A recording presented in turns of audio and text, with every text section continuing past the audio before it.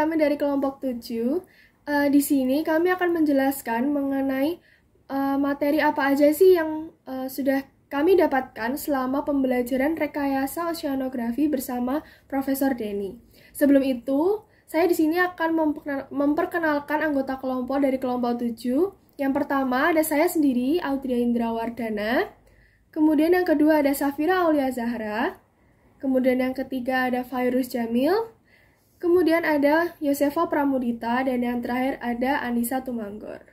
Nggak usah lama-lama, kita mulai dari materi pertama, oke? Sini.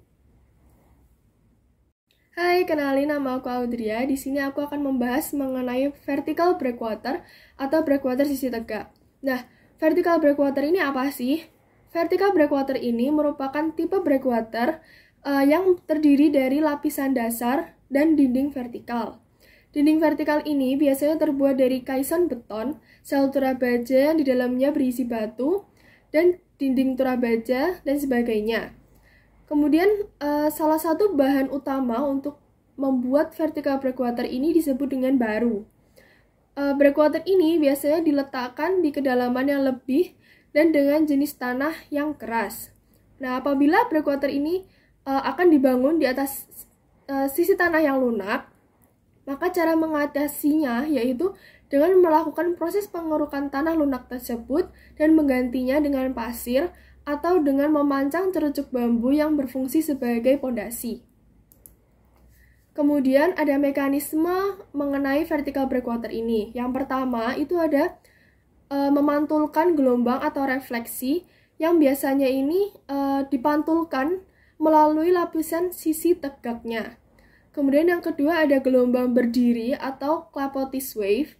Ini gelombang akan mengalami superposisi gelombang, di mana gelombang yang datang akan bertemu dengan gelombang yang dipantulkan, sehingga membentuk gelombang berdiri.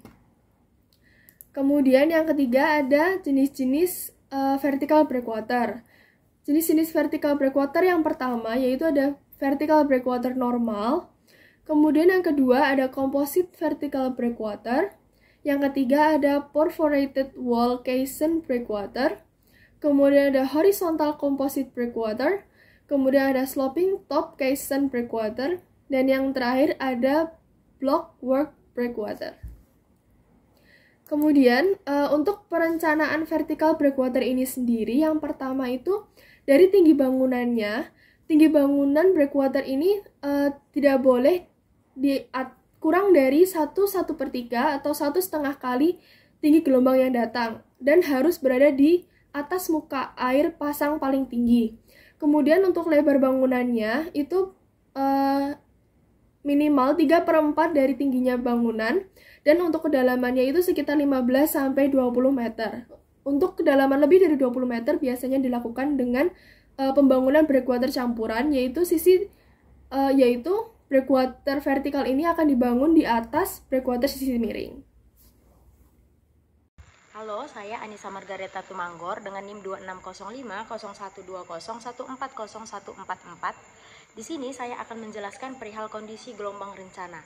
Yang pertama itu gelombang pecah. Gelombang pecah merupakan gelombang yang merambat dari laut dalam menuju pantai dan mengalami perubahan bentuk dengan puncak gelombang yang semakin tajam sampai pada akhirnya pecah dan pecahnya ini pada kedalaman tertentu.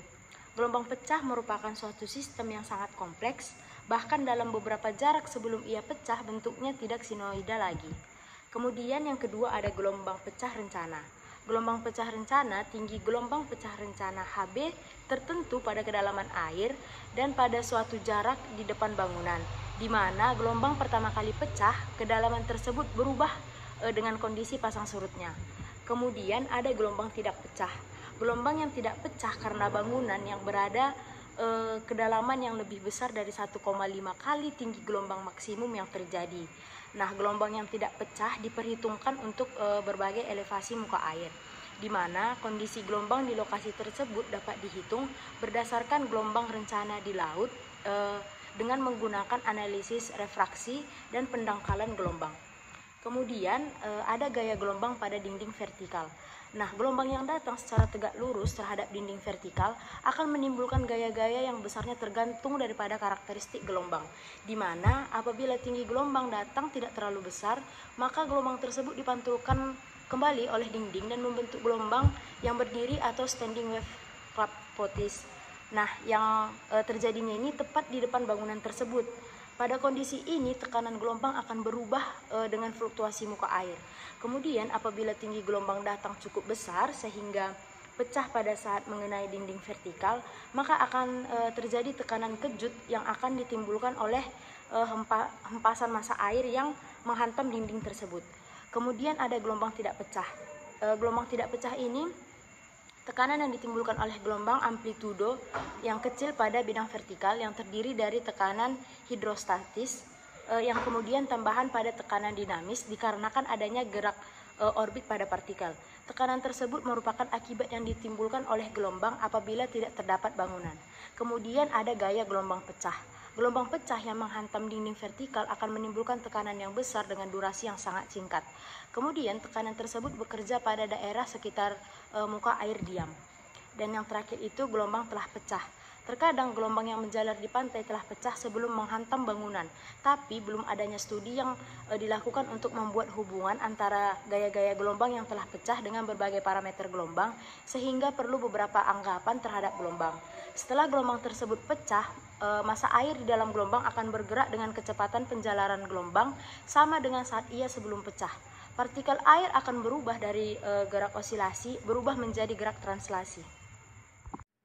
Perkenalkan, nama saya Fairuz Jamil Rizkullah dengan NIM 260501101201003 dari kelas Oceanografi B. Di sini saya akan menjelaskan mengenai breakwater sisi miring atau pemecah gelombang sisi miring.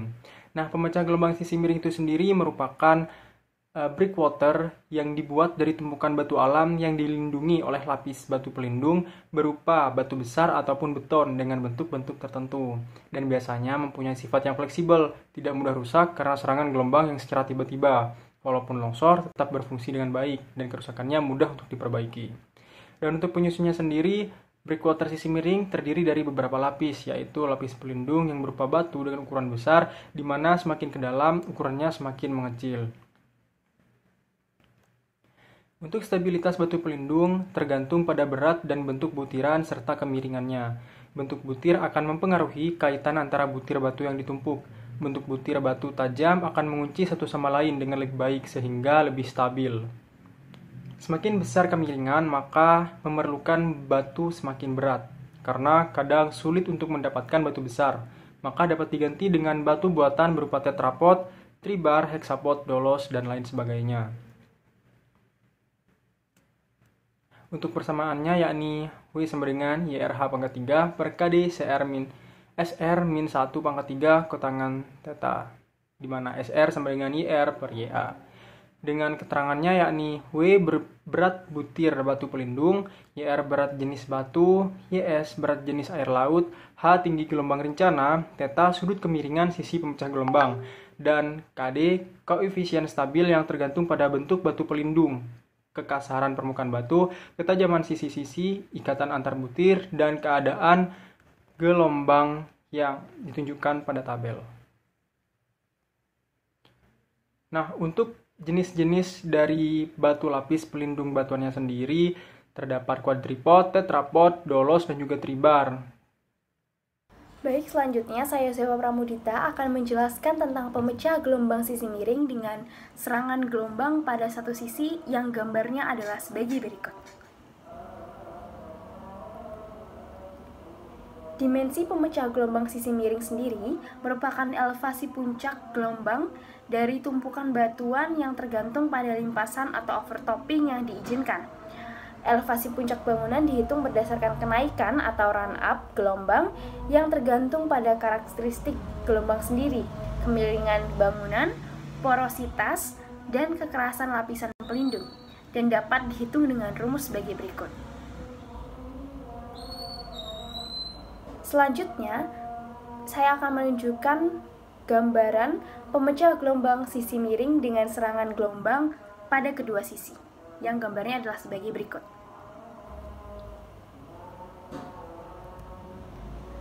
Run up gelombang sendiri adalah pada waktu gelombang menghantam suatu bangunan, gelombang tersebut akan naik atau run up pada permukaan bangunan, dan run up gelombang sendiri dihitung dari muka air rata atau mean sea level, dan elevasi atau tinggi bangunan yang direncanakan tergantung pada run up dan limpasan yang diizinkan.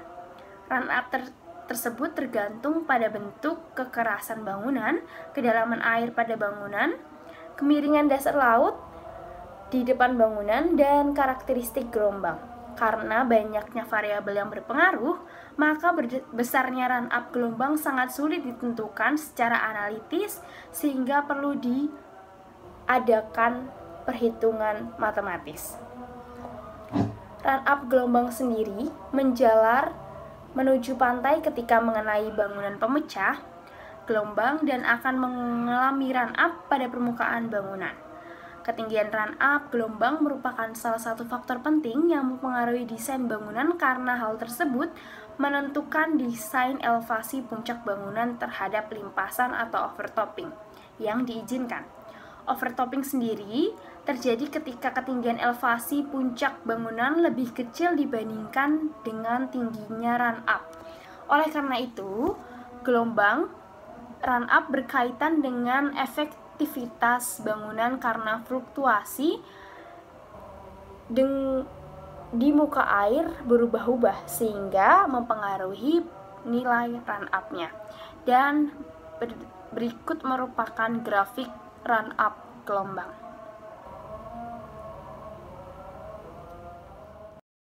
Perkenalkan, saya Safira Aulia Zahra dengan NIM 260 50 120 140 154 akan menjelaskan mengenai run up gelombang. Berbagai penelitian mengenai run up gelombang telah dilakukan di laboratorium.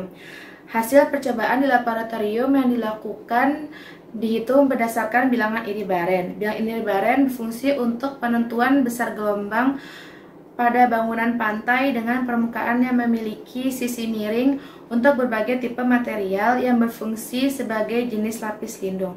Run up gelombang juga berkaitan dengan efektivitas bangunan karena struktur bangunan harus mampu menahan gesekan air pada permukaan bangunan. Ketahanan struktur bangunan perlu dikaji terutama saat terjadi gelombang yang tinggi. Bangunan yang memiliki permukaan struktur kasar akan menghasilkan tinggi run up gelombang yang lebih kecil dibandingkan pada struktur halus. Hal ini dikarenakan gesekan pada permukaan struktur yang kasar ini lebih besar dibandingkan pada permukaan dengan struktur yang halus. Permukaan bangunan pantai ditentukan pula dari jenis material batu yang digunakan sebagai fondasi dan pelindung kaki bangunan dari gelombang pecah. Sebagai fondasi, bangunan pantai yang terbuat dari blok beton, kaison, atau buis ditempatkan di atas tumpukan batu. Sedangkan tumpukan batu sebagai pelindung kaki ditempatkan di depan bangunan untuk mencegah gerusan akibat gelombang. Stabilitas bangunan pantai tergantung pada kemampuan fondasi terhadap erosi yang ditimbulkan oleh gelombang-gelombang yang besar. Untuk mencapai stabilitas bangunan, perlu dianalisis penentuan kondisi gelombang di rencana lokasi pemecah gelombang. Penentuan elevasi puncak pemecah gelombang atau run up ini berdasarkan jenis lapis lindung sehingga didapatkan tinggi pemecah gelombang, berat butir lapis lindung, lebar puncak pemecah gelombang, tebal lapis lindung, jumlah batu yang diperlukan untuk lapis lindung. Nah, sekarang kalian sudah memahami mengenai faktor-faktor yang terkait dengan bangunan pantai, terutama dari dua jenis bangunan pemecah gelombang, yaitu pertama ada breakwater sisi tegak atau vertical breakwater, dan yang kedua ada breakwater sisi miring. Sekian dari video ini, semoga apa yang sudah kami jelaskan dapat menjadi ilmu yang bermanfaat bagi kalian semua yang sudah mendengarkan. Kami dari kelompok 7 mengucapkan terima kasih dan sampai jumpa. Bye-bye.